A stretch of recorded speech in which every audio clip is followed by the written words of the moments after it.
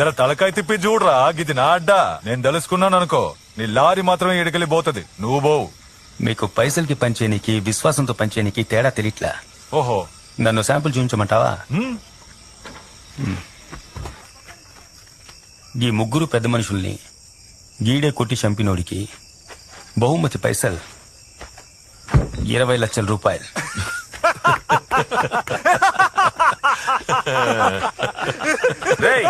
ఏడుకొచ్చి ఏం మాట్లాడుతున్నావు?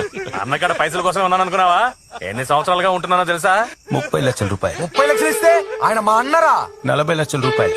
అన్నా ఏంటన్నా ఆడు మాట్లాడుతుంటే ఊరుకున్నావేంటన్నా? నువ్వు ఓని ఒక్క మాట చెప్పు. 50 లక్షల రూపాయలు. ఏంట్రా పెంచుకుంటూ పోతున్నావు? 60 లక్షల రూపాయలు. పొడితే రాగాడిని. నువ్వు జరుండే అన్నేదో చెప్తున్నాడుగా. 80 లక్షల రూపాయలు. 80 లక్షలా? రే జరగరా.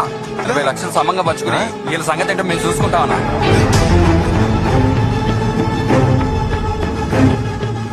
ఇప్పుడు సమజైందా పైసలకి విశ్వాసానికి తేడా ఏందో?